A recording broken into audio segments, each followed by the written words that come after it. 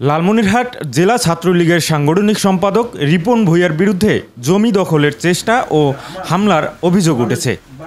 মঙ্গলবার দুপুরে জেলার হাতীবান্ধা উপজেলার গেন্দুকুড়ি এলাকায় মোস্তাফিজুর রহমান সবুজ নামে এক ঠিকাদার এমন অভিযোগ তুলে সংবাদ সম্মেলন করেন।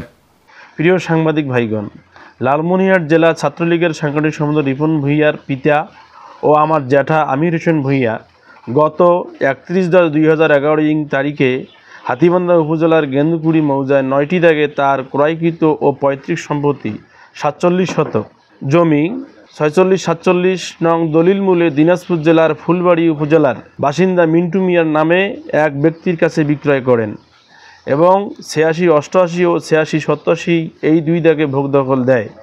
সেই জমি মিন্টু মিয়া বিক্রয় করতে চাইলে আমি ও আমার জ্যাঠা দুজনে ক্রয় করিতে চাই। আমার সাথে দামদর ঠিক হয় গত 12 জুন 2024।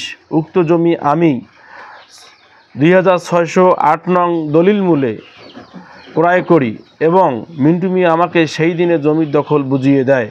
উক্ত জমি ক্রয় করতে না পেয়ে ক্ষিপ্ত হয়ে 14 জুন 2024 তারিখে আমার জ্যাঠাতো ভাই জেলা ছাত্রলীগের সাংগঠনিক সম্পাদক রিপন ভূঁইয়া ও কাউসার মামুন ভূঁইয়া সহ তাদের লোকজন দলবল নিয়ে উক্ত জমি জবরদখলের চেষ্টা করেন। আমি ও আমার ভাইয়েরা তাতে বাধা দিতে গেলে আমাদের উপর হামলা চালায় এবং দেশীয় অস্ত্রের মহড়া দেখায়। প্রিয় সাংবাদিক ভাইগণ, জমি দখলের ব্যর্থ হয়ে গত 25 জুন আমার ও আমার পরিবারের সদস্যদের বিরুদ্ধে কাউসার মামুন ভূঁইয়া বাদী হয়ে হাতীবান্ধা থানায় মিথ্যা গাছ তুলে ফেলার কথিত অভিযোগ তুলে একটি মিথ্যা মামলা দায়ের করেন। অত্যন্ত দুঃখজনক হলো সত্য, আমার পরিবারের বিরুদ্ধে উল্টো ওই মামলায় তদন্ত ছাড়াই হাতীবান্ধা থানা পুলিশ আমরা দুই ভাইকে গ্রেপ্তার করে জেল হাজতে প্রেরণ করেন। সেই মামলায় আমার বৃদ্ধ বাবা সহ 5 জনকে আমিসহ আসামি করা হয় এবং আমরা সবাই ওই মামলায় জামিনে আছি। অথচ এই ঘটনায় আমি অভিযোগ দিয়েছি, সেই অভিযোগ এখন পর্যন্ত উক্ত থানায় নথিভুক্ত হয় নাই। আমি উক্ত অভিযোগ নথিভুক্ত করার জন্য ওসি হাতীবান্ধা মহোদয়কে আপনাদের মাধ্যমে জোর অনুরোধ করছি মামলাটি নথিভুক্ত করার জন্য।